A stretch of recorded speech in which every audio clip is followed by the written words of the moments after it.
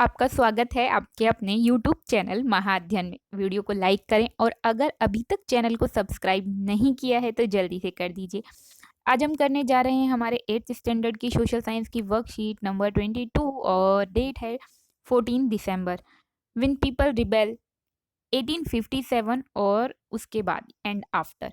तो चैप्टर 5 हम कर रहे हैं और इस बारे में हम पहले भी काफ़ी बात कर चुके हैं। अब तक कुल मिलाकर हमने जो बातें की हैं वो ये कि किस तरीके से इंग्लिश यानी कि अगर हम बात करें ब्रिटिशियर्स की, अंग्रेजों की, व्यापारी बनकर भारत आए थे और धीरे धीरे शासक बन गए। उन्होंने भारत के बहुत बड़े हिस्से पर न सिर्फ कब्जा कर लिया बल्कि अच्छे तरीके से उस पर कंट्रोल भी कर लिया। और इसी बारे में अब हम आगे की तरफ बढ़ रहे हैं।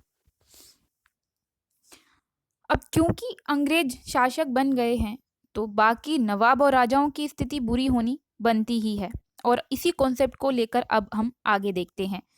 मिड 18 सेंचुरी तक नवाब और राजा जितने भी थे उनकी पावर धीरे धीरे खत्म होती जा रही थी और वो इसे अपने ही सामने खत्म होते हुए तो देख ही रहे थे लेकिन कुछ भी कर नहीं पा रहे थे। साथ में उनकी पावर के साथ साथ उनका जो ऑनर था, उनकी जो अथॉरिटी थी, वो दोनों भी लॉस्ट हो रहे थे साथ में, यानी कि उनकी सत्ता और उनका सम्मान खो रहे थे। इसके अलावा हम औध की बात करें जिसे हम अवध के नाम से जानते हैं, वहाँ के सिपाही यानी कि सिपाही बहुत गुस्से में थे और अंग्रेजों के प्रति उनका विश्वास पूरी तरीके से खत्म हो चुका था। Mind were filled with distrust, क्योंकि जिस तरीके से अवध के राजा नवाब को सत्ता से हटा दिया गया था ये कहकर कि वह अपने शासन को ठीक तरीके से नहीं चला रहे हैं, इसलिए अंग्रेजों को इस पर कब्जा करना, कंट्रोल करना ज़रूरी हो गया है। इस वजह से वहाँ के लोग बहुत गुस्से में थे क्योंकि वे सभी अपने नवाब को बहुत पसंद करते थे। साथ में अब सभी लोगों को ये विश्वास हो चुका था कि English were determined to wipe out the religion of the Hindus and the Muslims wanted to turn Christian to all। मतलब ये कि उन सभी को ये लगता था, जो भी हिंदू मुस्लिम भारत की भूमि पर रहा करते थे उन सभी को यकीन हो चुका था कि अंग्रेज जो है जो कुछ भी कर रहे हैं इसलिए कर रहे हैं क्योंकि वो हिंदू और मुसलमानों के धर्म को खत्म करके उन्हें क्रिश्चियन बना देना चाहते हैं। जो अंग्रेजों की हम बात कर रहे हैं, अंग्रेज बेसिकली ये सभी ईसाई धर्म से बिलोंग करते थे या हम कहें कि ये ईसाई धर्म को मानते थे, क्रिश्चियनिटी को मानते थे, तो इसलिए सबको लग रहा था कि ये हम सबको भी क्रिश्चियन बनाना चाहते हैं। अब इसी कॉन्सेप्ट को लेकर आगे बढ़ते हैं, देखते हैं कि कैसे ये सभी चीज़ें 1857 का रिवोल्ट या रिबेल बनने में अपना रोल प्ले करती हैं। सबसे पहले अगर हम बात करें तो राइफल्स की बात कर लेते हैं। इस वक्त जो एनफील्ड राइफल्स लाई गई थी उनके बारे में ये सारे में न्यूज़ फैल गई थी कि इनके ऊपर काउज और पिग्स का फैट लगा हुआ है। अब क्योंकि जब इन राइफल्स की इन्हें यूज़ किया जाता था तो उसको यूज़ करने के लिए उसे मुंह से छीलना पड़ता था। अब उस पर मुंह लगेगा तो वो बता दिया कि काऊ और पिग का फैट है। तो हिंदू और मुस्लिम दोनों के लिए ही ये बहुत ही खराब स्थिति थी या धर्म से जुड़ी हुई स्थिति थी। धर्म के हिसाब से अगर देखें तो हिंदुओं के लिए गाय एक पवित्र जानवर, और जानवर भी नहीं कहें तो माता के नाम से उसे पुकारा जाता है, तो बहुत ही पवित्र मानी जाती है या पूजनीय मानी जाती है और उसका मांस या उसका चमड़ा, चर्बी के इस्तेमाल के बारे में वो सोच भी नहीं सकते। और वहीं अगर मुस्लिम्स की बात करें तो वो अपनी जुबान पर पिग यानी कि सूअर शब्द लाना भी पसंद नहीं करते, वो उसे बहुत ही गंदा मानते हैं। अब उसका नाम नहीं लेते और मुंह से अगर उसके फैट को उन्हें टच करना पड़ेगा तो रिबेल तो होगा ही। इसके बाद जैसे ये खबर फैलती है 29 1857 को एक फांसी दी गई, hanged on the charge to attacking their officers in Barrackpore West Bengal.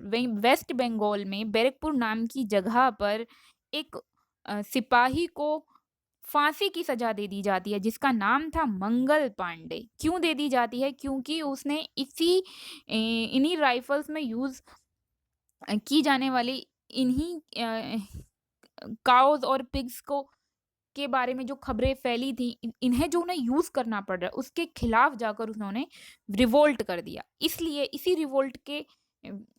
Face इसी रिवोल्ट के बदले में उन्हें ये पनिशमेंट मिली। वहीं पर कुछ ही दिनों बाद, लगभग 1 महीना 10 दिन बाद, 1 मंथ 9 और 10 डेज की बात करें तो 9 मई 1857 को कुछ सिपाही जिनका नंबर है 85 नंबर, 85 सिपाही थे, 85 सिपाही थे जिन्होंने मना कर दिया कि भाई हम जो है प्रैक्टिस नहीं करेंगे। और उन्होंने क्यों प्रैक्टिस करने से मना कर दिया? क्योंकि उन्हें भी यही काऊ और पिग वाली प्रॉब्लम थी कि भाई उस फैट को फिर अपने माउथ से उनको टच करना पड़ता। इसीलिए उन्होंने मना कर दिया, भाई हम प्रैक्टिस नहीं करेंगे। और इसी वजह से उनको उनकी सर्विस से फायर कर दिया गया, डिसमिस कर दिया गया, निकाल दिया गया, और साथ में उन्हें 10 ईयर्स के लिए जेल भेज दिया गया एज अ पनिशमेंट। अब जैसे ही उनको जेल में डाल दिया जाता है, उसके अगले ही दिन 10 मई को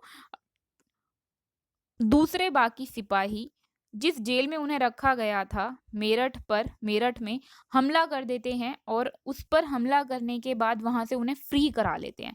और फ्री कराने के बाद वो वहां से निकल पड़ते हैं। कहाँ के लिए? मेरठ से दिल्ली के लिए। साथ में निकलने से पहले वहां पर जितने भी गन्स थे, एम्यूनिशंस थे, उन सब को पर वो कैप्चर कर लेते हैं, और जितनी भी वहां पे प्रॉपर्टी थी ब्रिटिशर्स की, उसको वो पूरे तरीके से डिस्ट्रॉय कर देते हैं।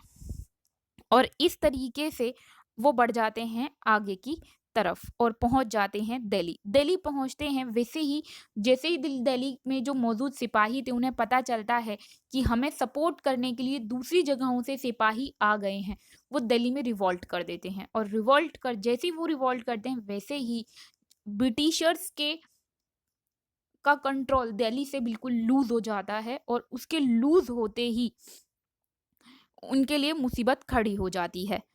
फाइनली ये जो सिपाही थे, ये बहादुर शाह जफर को फोर्स करते हैं, और वो प्रोक्लेम्ड कर देते हैं, घोषित कर देते हैं कि भाई बहादुर शाह जफर ही हमारे लीडर हैं। अच्छा, अब सवाल उठते हैं यहाँ पे, बहादुर शाह जफर ही क्यों? क्योंकि बहादुर शाह जफर ही लास्ट मुगल एम्परर के रूप में हम उन्हें देख सकते हैं, अगर देखें तो। क्योंकि मुगल एम्परर थे, अब तक मुगलों का शासन चल रहा था, और ये मुगल एम्परर ही थे। नाम मात्र के ये शासक रह गए थे, और नाम मात्र के शासक होने के साथ साथ ही हम देख रहे हैं कि पूरे तरीके से इनका भी सम्मान, पावर, इनका ऑनर सब धीरे धीरे खत्म होता जा रहा था। और यही वजह थी कि बहादुर शाह जफर बूढ़े हो चुके थे, वृद्धावस्था में थे, ओल्ड मैन थे, इसके बाद भी वो इस रिवोल्ट में भागीदारी निभाने के लिए तैयार हो गए, या उन्होंने इसमें पार्टिसिपेट कर लिया। और उन्होंने वहां से बाकी सभी जगहों पर जो चीफ थे, रूलर्स थे, उनको लेटर्स लिख दिए कि वो एकजुट हो जाएं। इंडियन स्टेट्स, देखो यहाँ पे लिखा है, organise a confederacy of Indian states, वो एक संघ बना ले, कन्फेडरेसी बना ले। और कन्फेडरेसी का मतलब होता है सबका एकजुट हो जाना। वो एकजुट हो जाएं और एकजुट होकर अंग्रेजों के खिलाफ लड़ें। और जैसे ही ये लेटर्स भेजे जाते हैं, जितने भी स्मॉल रूलर्स हैं, चीफटेन्स हैं, उन्हें ये फील होता है कि अब उनके अच्छे दिन आने वाले हैं। उन्हें लगता है कि अब दोबारा से मुगल एम्परर जो है वो रूल करेंगे, और हम दोबारा से पहले की तरह अपनी टेरिटरीज को रूल कर सकेंगे। और अब आगे देख लेते हैं कुछ और खास बातें। द रिबेलियन स्प्रेड्स, किस तरीके से ये बढ़ता ही चला जाता है, इसके बारे में देख लेते हैं। अगर हम बात करें इस रिबेल की अंग्रेजों के पॉइंट ऑफ व्यू से, ब्रिटिशियर्स के पॉइंट ऑफ व्यू से, तो उन लोगों को ये लग रहा था कि ये रिबेल जो है वो फटाफट जैसे शुरू भी हुआ है वैसे ही खत्म भी हो जाएगा, कोई बहुत ज़्यादा असर नहीं होगा। लेकिन रातों रात स्थिति बदल जाती है। They expected this to happen, British had not expected, उन्होंने ये एक्सपेक्ट नहीं किया था। उन्हें लग रहा था कि स्थिति जल्दी ही ठीक हो जाएगी और ये विद्रोह जो है पूरे तरीके से खत्म हो जाएगा। लेकिन जैसे ही बहादुर शाह जफर ने डिसीजन लिया इस रिबेल को लीड करने के लिए, वैसे ही ड्रामेटिक तरीके से सिचुएशन चेंज हो जाती है और 1 वीक के अंदर अंदर ही ब्रिटिश के जहां जहां पर भी रेजिमेंट थे वहां वहां पर रिवोल्ट होना शुरू हो जाता है। और साथ में जो भी सिपाही थे वो उन जगहों पर हेल्प करने के लिए जाना शुरू कर देते हैं जहां पर बड़े स्तर पर रिवोल्ट हो रहा था या जहां पर अंग्रेजों की अच्छी खासी पावर थी। उनमें स्पेशली दिल्ली की, कानपुर की, लखनऊ की बात करें तो ये बिल्कुल ठीक बात होगी। तो साथ में सिपाही के अलावा जो लोकल लीडर्स थे, जमींदार थे, चीफ थे, इन लोगों ने भी पूरे तरीके से सपोर्ट किया अ, इस रिवॉल्ट को। अपने अपने लेवल पर उन्होंने ये करना शुरू किया। तो अब हम बात कर लेते हैं कुछ ऐसे नामों की जो सेंटर रहे उस वक्त रिवोल्ट के, और उन लीडर्स की जो उन सेंटर्स के लीडर हम कह सकते हैं। सबसे पहले हम नाना साहिब की बात कर लेते हैं। अगर हम नाना साहिब की बात करें तो नाना साहिब अ, बेटे थे पेशवा बाजीराव, बाजीराव के, और अडॉप्टेड सन थे। और इनको क्योंकि इनको भी सत्ता नहीं दी गई इसलिए ये भी रिवोल्ट में शामिल हुए और ये थे नियर कानपुर। वहीं हम लखनऊ की बात करें तो ब्रिटिश कादिर को वहां का नवाब बनाया गया था और उनकी जो माँ थी हजरत बेगम हजरत महल, उन्होंने इस रिवोल्ट को पूरे तरीके से लीड किया और अंग्रेजों के खिलाफ वो खड़ी हुई। वहीं पर झांसी की बात करें तो रानी लक्ष्मीबाई के बारे में कौन नहीं जानता। झांसी से रानी लक्ष्मीबाई ने और नाना साहेब के सेनापति तात्या टोपे ने रानी लक्ष्मीबाई के साथ मिलकर अंग्रेजों का मुकाबला किया और अंग्रेजों के लिए ये सबसे मुश्किल लड़ाई थी। अगर उस विद्रोह की बात करें तो सबसे मुश्किल जगह उनके लिए झांसी ही रही। उसके बाद और भी कुछ नाम हैं जिसमें हम मध्य प्रदेश से रानी अवंतीबाई लोधी की बात कर सकते हैं, जिन्होंने अपने शासन के चले जाने की वजह से अंग्रेजों के खिलाफ आवाज उठाई। वहीं पर बरेली की बात करें तो बख्त खान लीडर के रूप में सामने आते हैं, और बिहार की बात करें तो जमींदार कुंवर सिंह, जो आपके हिंदी के पार्ट में भी आपने देखे थे। इस तरीके से हमने देखा कि ये एक विद्रोह किस तरीके से एक बड़ा विद्रोह बन जाता है और महीनों तक ये लड़ाई चलती है। अब देखते हैं कुछ क्वेश्चन आंसर हमने क्या सीखा। पहले में हमें रीजंस बताने हैं, साथ में वो प्लेसेस भी बताने हैं और जहाँ पर ये रिवोल्ट हुआ मेन सेंटर थे, और साथ में उनके लीडर्स के नाम भी, जो हमने अभी भी यहाँ ऊपर पढ़े ही हैं, जो आपने अभी अभी यहाँ देखे यहाँ पर। इसके बाद अगर हम बात करें Mughal emperor become ready to मतलब क्यों बहादुर शाह जफर रेडी हो गए थे इस रिबेल को सपोर्ट करने के लिए, ये हमें थिंक और राइट करने के लिए बोला है। उसके बाद हमें ये भी कहा गया है कि बहादुर शाह जफर ने जब हाँ कर दी थी तो sepoy mutiny get force with the support of the Bahadur Shah Zafar. हमें बताना है कि किस तरीके से जब बहादुर शाह जफर ने हाँ कर दी, सपोर्ट किया इसको, तो बाकी लोगों को कैसे बहुत ज्यादा वो उनको सपोर्ट मिला और वो भागीदारी हुए इस रिवोल्ट में। उसके बाद आपको इमेजिन करना है कि आप खुद सोल्जर हैं 1857 में और फिर आपको अपने व्यू बताने हैं। तो फटाफट फटाफट हम चारों क्वेश्चन के आंसर्स देख लेते हैं। तो सबसे पहले मैंने आपके लिए यहाँ पर रीजंस लिख दिए हैं कि राजा और नवाब की पावर जा रही है और उनकी अथॉरिटी ओनर जा रहा है, अवध चला गया है, इसलिए अवध के जाने की वजह से सैनिकों में डिस्ट्रस्ट है, साथ में हिंदू और मुस्लिम को लग रहा है कि उनको क्रिश्चियन बनाया जा रहा है। वहीं पर हम बात कर रहे हैं उन मेन प्लेसेस की जहां पर, वहीं अगर हम सेंटर की बात करें तो सेंटर और लीडर्स उन सब की भी हम चर्चा यहाँ पर कर लेते हैं। कानपुर भी, लखनऊ भी, झांसी भी, अवध भी, मध्य प्रदेश भी, जहाँ पर हमने मंडला रीजन की बात की थी, वहीं पर बख्त खान बरेली से और कुंवर सिंह भी।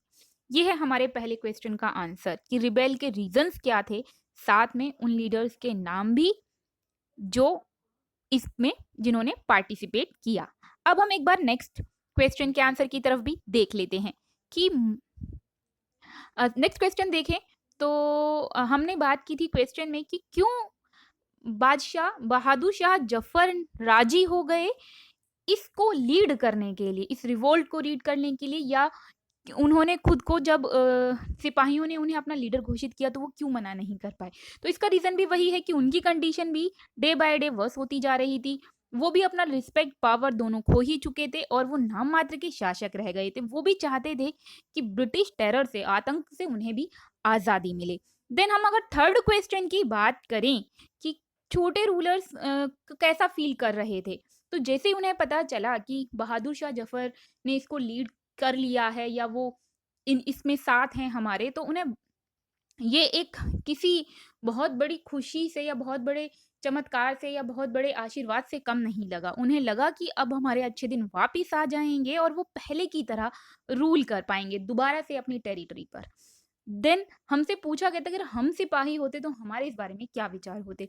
इस क्वेश्चन का आंसर मैंने अपने हिसाब से और आपके हिसाब से भी देने की कोशिश की है, लेकिन आप चाहें तो इसको चेंज करके लिख सकते हैं।